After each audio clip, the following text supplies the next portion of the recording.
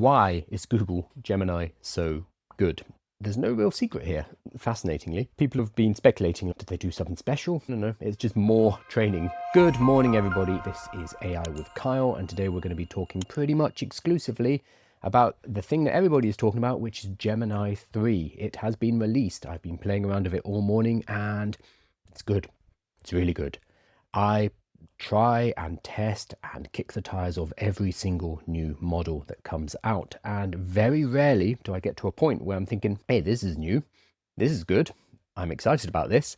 It doesn't happen much. I think the last time was probably DeepSeek, and DeepSeek was primarily because it was free, it was open source, and it had come from China, so it was a surprise, like, oh wow, this is really good. Apart from that, for the last year or so, I cannot remember a single model coming out that blew my socks off. Most of them have been incremental improvements, something like ChatGPT or ChatGPT 5. Lots of people don't like it. I thought it was perfectly fine.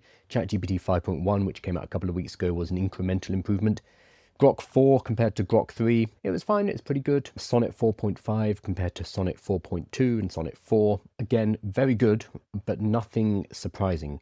Gemini 3 is the first time that I've been surprised this year, because I've been playing around with it and I was fully expecting nothing particularly interesting. I was expecting it to be as good as ChatGPT, as good as Claude.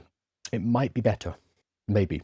I need to test it more, but so far I've been very pleasantly surprised. If you've been on Twitter for the last day, on AI Twitter in particular, this will probably not surprise you because it is all everybody is talking about and all everybody is screaming about from the rooftops. People like it a lot. Patrick asks, what do you think about Grok in comparison to GPT? 4.1 came out yesterday and it's top for creative writing and writing text in general. It did very well. It's just been blown out of the water by Gemini 3, which came out yesterday. So for one day, Grok was the top model and now has been ignored. But generally, I find ChatGPT, or most models, Claude as well, better than Grok, is useful for images.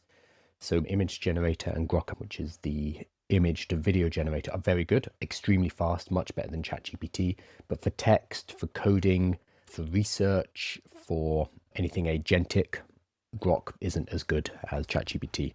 Unfortunately, maybe Grok 5 will be better, but at the moment, Grok is not really state of the art, I would say. So today we are talking very obviously about a particular topic. So let's dive in, have a look at Gemini 3, see if it's going to work for you, because ultimately that's all that matters, whether it's going to be helpful for you to use and whether you should be using it or not. So we have an announcement from Logan. Logan Kilpatrick runs Google AI Studio. He's also great on Twitter. He's a bit like Sam Altman. He's good at driving up hype in a way that Google don't normally do. This is the first launch I've seen from them where they actually rolled out the hype machine, including people like Demis Hassabis, the founder of DeepMind and Nobel laureate, a very extremely smart guy. Even Demis was out there pushing this model. Start building with Gemini 3. Gemini 3 is state-of-the-art SOTA. I saw some people asking about that model, which competes in every category with ChatGPT and Sonnet, and is beating them across the board. Humanity's last exam, GPT 5.1 is getting 26.5%.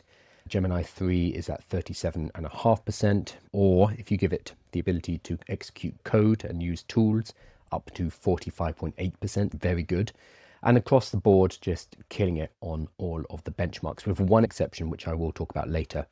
Even Sam Altman has come out and said, hey, good job. It looks like a great model. He's saying it from a place of confidence. So the question here is, what does Sam Altman, what do OpenAI have in store? My speculation is that they are preparing for another 12 days of OpenAI.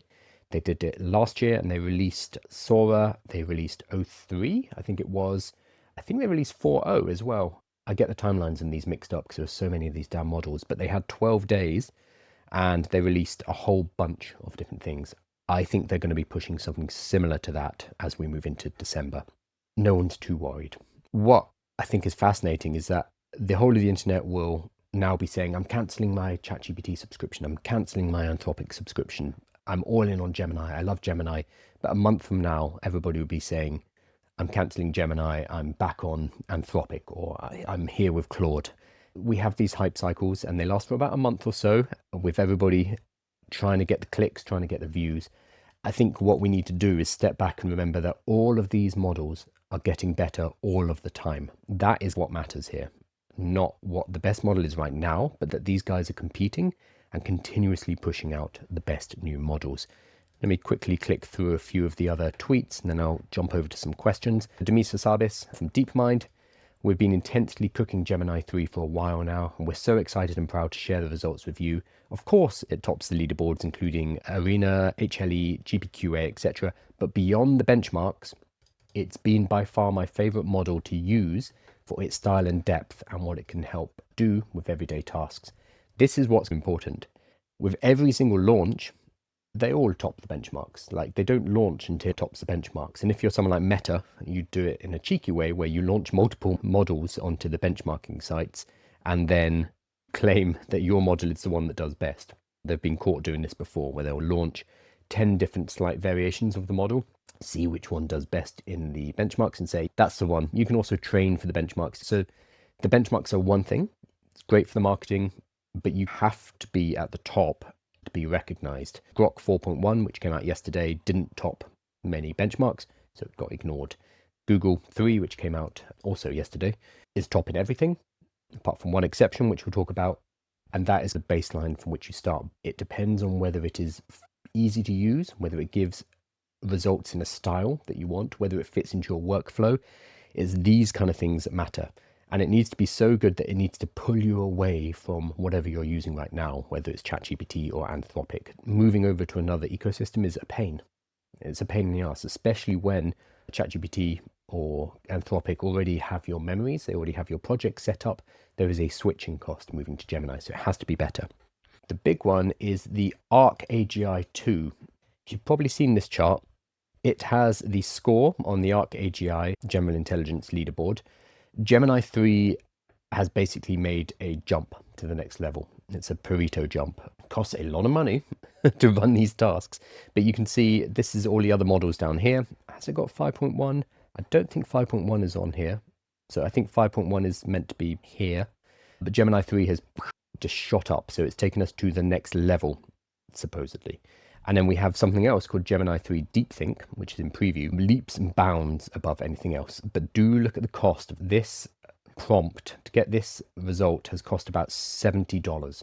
You compare that to Gemini 3, gets a 31%, and it's costing about 80 cents per task. Gemini 3 DeepThink is taking us to 45%, but it's costing $78 per task. So we're seeing a lot of money being thrown into this, but the results of putting that money and putting that energy in, allowing the model to think for that long, are stupendous. So that's DeepThink, which is even more state-of-the-art compared to Gemini 3 Pro. People haven't been paying that much attention to DeepThink. I think because it's in preview mode, it's not accessible to everybody, and it costs a huge amount of money to run, but it can show us a glimpse of what's happening in the future. Right, I'm going to hop over to questions, because otherwise I will just keep saying Google Gemini 100 times. So let me hop over to these and then I'll come back. Grok offers more up-to-date research, I find, but GPT gives better reasoning. I will try Gemini. Grok's really good because it has access to Twitter, or to X, which is really useful because a lot of the top minds, thinkers and speakers in technical spaces like artificial intelligence are on X. If you're watching my live today, you'll notice that most of the things I'm showing are from Twitter. That's because that's where the artificial intelligence community lives. This is where all the news is broken. This is where the discussions are had. So regardless of what you think about Twitter or X, it doesn't really matter because this is where the discussions are. I know a lot of people in the AI space who are like, I'm not going on Twitter. That's where everyone is. This is where Logan Kilpatrick, who I've got on screen, this is where Demisa Sabis, this is where, for better or worse, Elon Musk is. They are all on this platform. Sam Altman is here. And this is where they discuss artificial intelligence, and it's where the news breaks.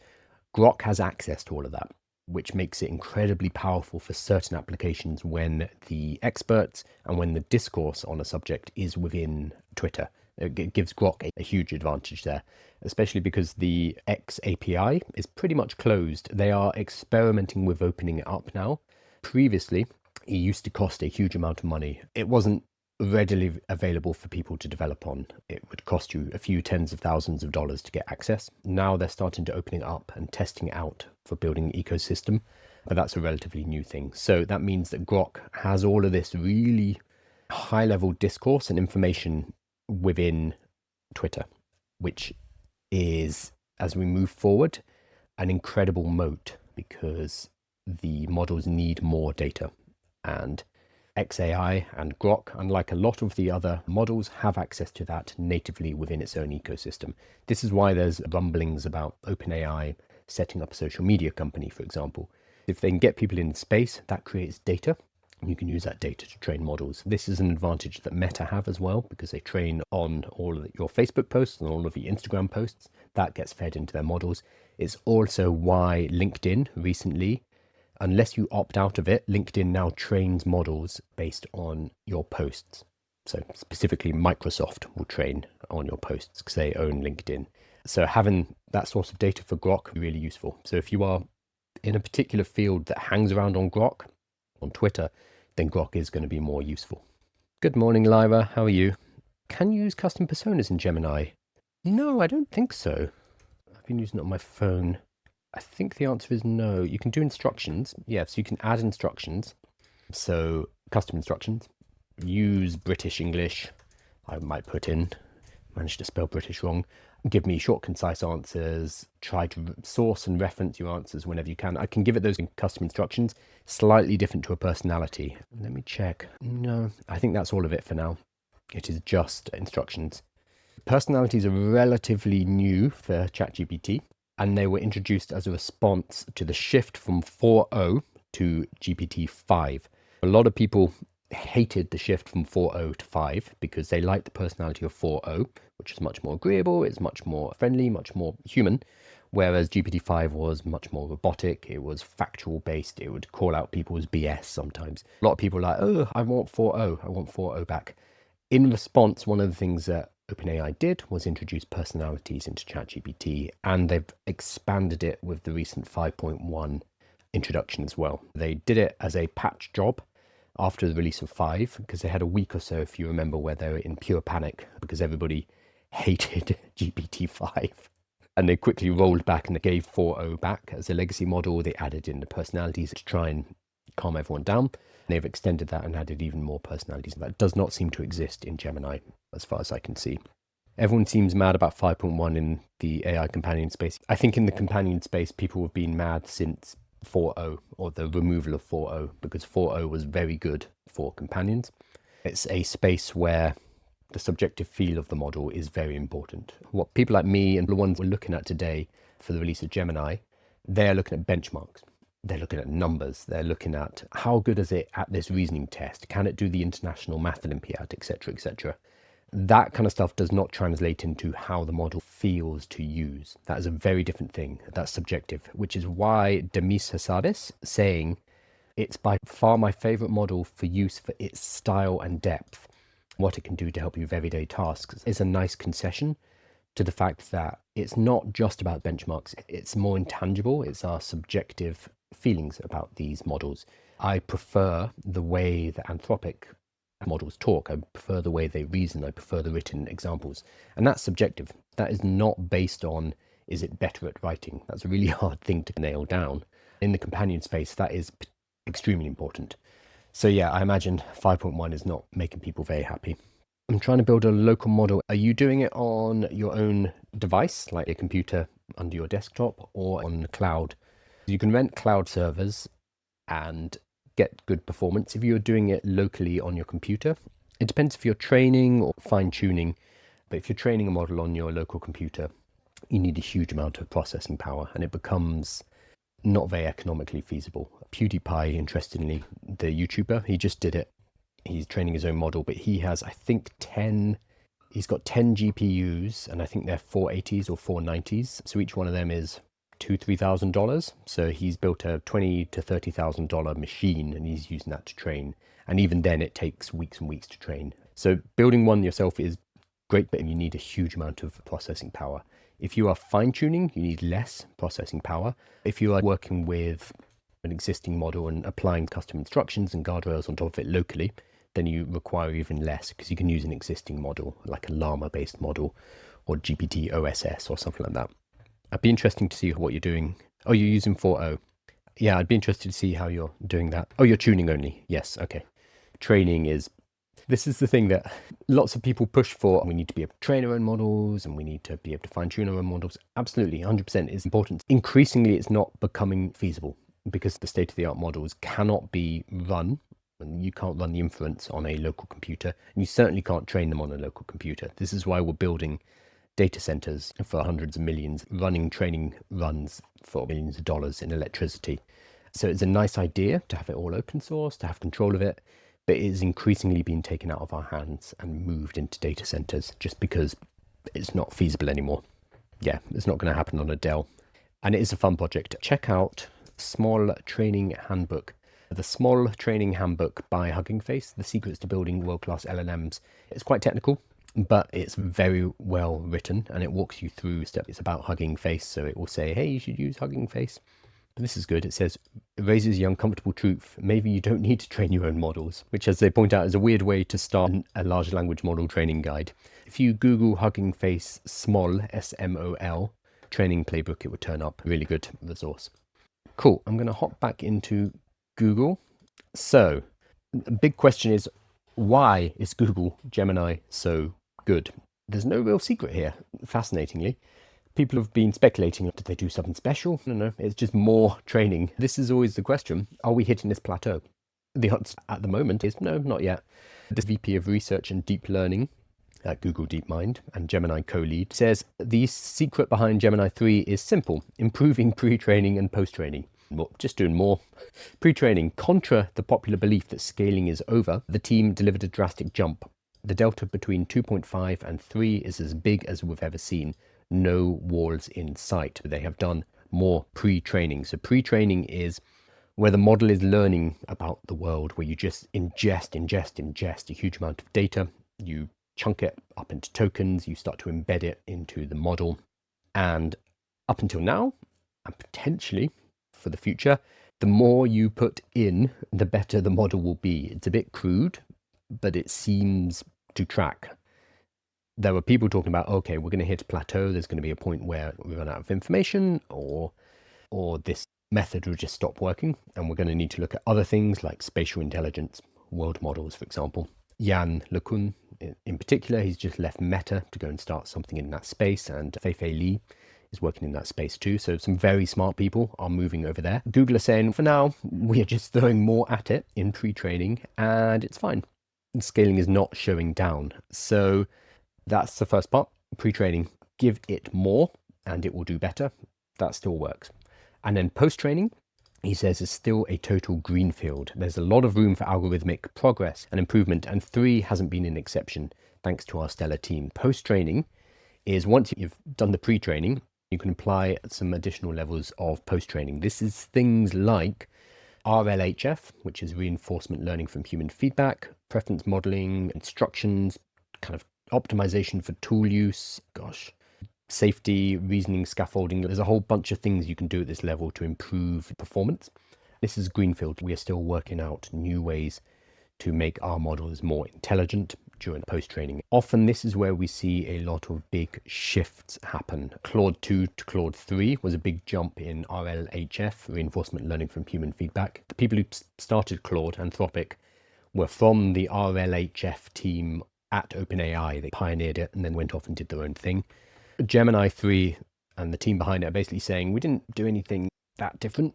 We threw more data at it, and then we did some even more post-training, and we've come out with a good model. So there isn't anything architecturally different. It's not a different type of artificial intelligence, just more of the same done better. And that is sufficient to continue without hitting a plateau. If we look at the ARC AGI2 leaderboard, just doing more of it better has allowed them to leap to the next level. Whilst this is an incredibly impressive chart, we have to remember that in a month or two, we'll see Anthropic, we'll see OpenAI, we'll see Grok, we'll see all of the other models making similar, because it will be continuous. Will we hit a plateau a bit later? Maybe. We don't know what that is yet. But at that point, if we do start to plateau, there will be questions for the financial markets like, oh, we're not going to hit AGI this way, are we? And there will be questions about, do we need to look at different architectures? Do we need to look at something that's different to larger language models? But that's fine. That's how science and progress works. We will just continue to exploit this particular method. And then when we start to see diminishing returns on it, and look at other ways, other breakthroughs, other ways to move forward, which is absolutely fine. So I did mention earlier, Gemini has some areas where it has weaknesses. The first of all, and this is a big one, is coding.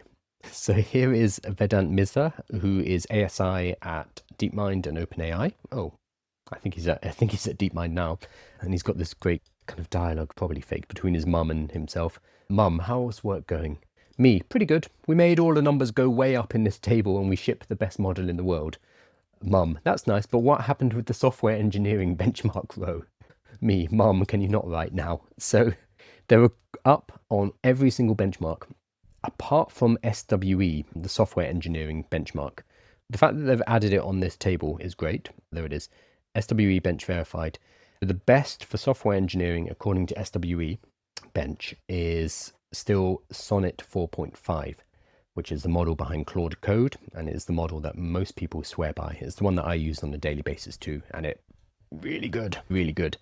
So this is a chink in their armor, because a lot of the people who will be looking to use Gemini, the newest, hottest model, are engineers and software developers. The public is mainly happy with ChatGPT or whatever they're given at work. The people who are switching models, who are cancelling subscriptions, who are working out what to build with, are the engineers and the builders. So the fact that it has this chink in its armor and is maybe not as good at coding as Sonnet 4.5, which came out a couple of months ago, is a big problem. If we look at Burkov, what's his real name? Oh, it is Burkov. Andrei Burkov. Excuse me. Sorry, Andrei. He's talking about something called code incontinence. So this is potentially a big issue for Gemini. I have not seen it myself, but I have not coded enough. I am also not a software developer, so I'm not going to speak about this. I'm going to listen to the very smart people. Gemini has code incontinence. 2.5 had it and 3 has it too. You ask it to fix a bug. It prints a fix consisting of 3 files. You update the code and run the test, and the bug is still there. You tell Gemini the bug is still there and ask it to add logging to gather additional info. After 2 minutes of thinking, it says it's added the login file and then claims it knows what the issue is, and again prints these 3 files claiming the issue is now fixed. You say that you haven't run the previous version of the fix code yet to get the new login file, so what's the point about providing another guest-based fix? After 2 minutes of thinking, Gemini says, "You're absolutely right." This is Claude language, and prints these 3 files again. You ask whether these 3 files are different to those that you haven't tested yet, and it says, "You're absolutely right, they contain the new fix," and prints the files again, now with the logging, but without the second fix. You interrupt the printing and tell it to shut up. After 2 minutes of thinking, it starts printing the 3 files without any comments. You interrupt it again to say "shush," now in all caps. After 2 minutes of thinking, it prints the 3 files without any comments. Can't read that on stream, but goodness me, Google, what have you done? You had one job to do, beat coding, and you did what? I have had this problem in Google's Nano Banana in particular, where you'll ask it for an image, and it will give you the image, and it'll be fine. You'll be like, "Okay, cool. Can you remove that guy's mustache?"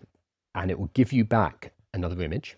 Same dude, same mustache, hasn't changed anything. And it would tell you underneath, "I've done it, I've tried to change it for you." And you're sitting there, it's the same image, what are you talking about? And you go back to Google and you're like, "No, you haven't removed the mustache, so can you try again?" It will give you another image, same mustache, maybe even bigger. And then it will gaslight you and say, "Yes, I've done it, I've fixed it. You are absolutely right, I have removed the mustache." And it goes on again and again. I have that with Nano Banana, and I'm sure a lot of other people have. And the only way to fix that is to close the chat, come back and start a new chat. Apparently there's something similar in the code where it will gaslight you. It will tell you it's fixed something, but it won't have done anything. And it will just continue to try to push what it's done, try to commit when nothing has been changed. And it will tell you, every time you stop it and say, "Hey, you haven't actually fixed anything," it would say, "Oh, right." And it would say, "I'll fix that right away." And then it would do exactly the same thing again, which is incredibly frustrating. I know it from Nano Banana. I'm sure a lot of you do too, but apparently it's happening in coding with Gemini 3, which, if you're trying to build something, makes it very difficult, and you probably have to close out the session, restart, and get it out of that loop. We have moved past that in coding, in vibe coding. This used to be a thing in vibe coding 9 months ago, where you'd get stuck in a loop. That is no longer the case. Codecs can blast through those loops now, and you no longer get the kind of whack-a-mole bug creation that we used to have. It sounds like Google still has a bit of an issue here.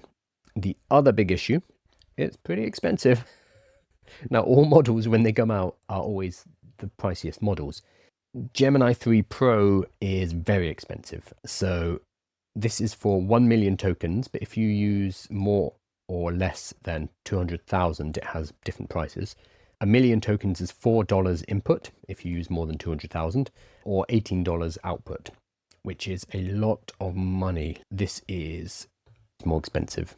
I'm not going to do it on stream because it's a bit boring running through all the numbers, but it's very expensive. This will come down. And obviously, if it's expensive but it gets the job done, that is not a problem. But if it is like Burkov is saying, expensive and running into these loops where it's not actually fixing anything, then that's just money being burnt. We will not see the results of this for a few days. We need to allow people to test it out. We need to allow people to work with it for the next few days. Right now, what we're seeing is the immediate reaction with people being like, oh, wow, it's really good. Oh, great, Gemini is fantastic. My reaction from using it very casually. Over the next few days, that's when we'll start to see the cracks, if there are any, starting to open and people coming back and be like, actually, it can't do this. It's not as good as Sonnet as this, but that's going to take a few days. So just let the dust settle, and in a few days, we should have a more complete idea of what is going on. That said, go and use it. Genuinely, it's one of the most impressive models I've used this year. It feels like a huge delta, a huge shift from what they had before. 2.5 was, there was no real reason to use Gemini 2.5. One, because it was quite old. It came out in March, which by AI standards is decades. And even back in March, it was okay. It wasn't particularly exciting, and there was no good reason to move from ChatGPT or to move from Anthropic over to another model, which is just okay. You have to blow everyone out of the water. Gemini 3 seems to be more of a moment like that, where it's going to actually drag people away from ChatGPT. So go and try it out. There's an app on your phone. You Google Gemini and you'll be able to access it as well. Log in using your Google account and it is free to use. There's a limitation to how many Pro queries you can put in if you're on the free plan, and if you want to use more, you can upgrade. I would say go and try it out, because whatever we say about these benchmarks, whatever experts are saying, doesn't really matter if it doesn't work for you. And if you don't like its tone, and if it doesn't help you with your tasks, that's all that matters. So you have to go and try it out. Unlike a lot of models where I would say don't bother, this is one where you do actually want to spend a few hours just seeing if it's good for you. Like I was saying, I absolutely have with Nano Banana. It's frustrating. Yes, the Nano Banana refusal to edit images makes it useless, because a lot of people loved Nano Banana and it had some really impressive outputs. I didn't get the hype because as soon as I started to use it for actual production, I was trying to create graphics I could use in a course. Its inability to edit, its inability to change based on feedback meant that it was basically useless. You had to one-shot the image, and if you one-shot the image, it looked great. Nano Banana is fantastic. If you tried to make an image and it didn't work first time, you'd end up in this loop, you'd waste a huge amount of time, get very frustrated, and not be any closer to getting the actual work done. So I thought Nano Banana was very good at one-shotting impressive images, good for social media, but when you needed to actually implement it into your workflow and you needed control of its outputs, it didn't work. Hopefully Nano Banana 2 will be better. We may get Nano Banana 2 this week. I would bet we are. Google are using this week to drop a lot of new product. The other thing, actually, before we wrap up, is anti-gravity. Anti-gravity is a new software development tool. So if you've used Cursor, if you've used Windsurf, VS Code, anything like that, this is the new version from Google. It is right now free. They have a public preview, so the individual plan is $0 a month. You get started with your Google account, and that gives you agent access to Gemini 3 Pro, Claude Sonnet 4.5, yes, we love that one, and GPT OSS. Sure, why not? So you're really here for Claude Sonnet 4.5 and Gemini 3 Pro, and you can use the open source GPT if you want. It's free. Hey, why not? Anyone offering free access to Claude Sonnet 4.5 Pro for coding is worth checking out. I don't know how long it'll be free for, but this is as they're pushing their new tool. So it's called Anti-Gravity. You might be wondering, it's like, well, I swear Google already have one of these. What is this? So Google, bless them, threw a lot of spaghetti at the wall, and not all of it sticks. They recently bought Windsurf, right? Google bought Windsurf for $2.5 billion. I remember now. This was back in July. They bought the licensing deal for the technology. Initially, Windsurf was going to get acquired fully, but instead Google swooped in, purchased Windsurf for $2.5 billion. Most of that money went to the founders of Windsurf, and the whole Windsurf team basically got laid off. So it looks like anti-gravity is what they have made with the remnants of Windsurf. They bought Windsurf for $2.5 billion, gutted it, and now anti-gravity is what they've built using the bricks left over from Windsurf. And Windsurf was great. It was a good little development environment. I prefer Cursor personally, but Windsurf had its supporters. If you liked Windsurf, you might like anti-gravity. Again, it is free to check out. You can download it on Mac, OS or Linux, and it is free, at least for now. I'm sure it'll go up $20, $50, $100 a month once they roll it out properly. But for now, there's a free download and a free individual plan, which will give you access to Claude Sonnet 4.5 and Gemini 3 Pro. So definitely go and check that out as well. We're going to have a very busy Google week. So we've got Gemini 3 Pro, we've got Gemini Deep Mind. I'm going to have to get the name. Deep Think. Gemini 3 Deep Think. We have anti-gravity. I think we're going to have Nano Banana today or in the next few days, and it will continue like this. I will try to pass through it all and show you what's worth looking into and what's worth ignoring. Do expect an awful lot of Google over the next few days. I'm going to finish up the live stream. As always, make sure you're subscribed to the newsletter. You can get details of it on aiwithkyle.com. The newsletter is basically a written summary of everything that's been covered in the prior live, and I'll give you all of the resources as well. For something like Google Anti-Gravity, I'll make sure the download links are there so you can get access. Also, subscribe on YouTube if you are not. We are working our way towards 10,000 followers. I think we're at 9,100, so we should hit 10,000 before the end of the year. So make sure you subscribe there and on the newsletter as well, because it really helps me out. Thank you so much, everybody, and I will see you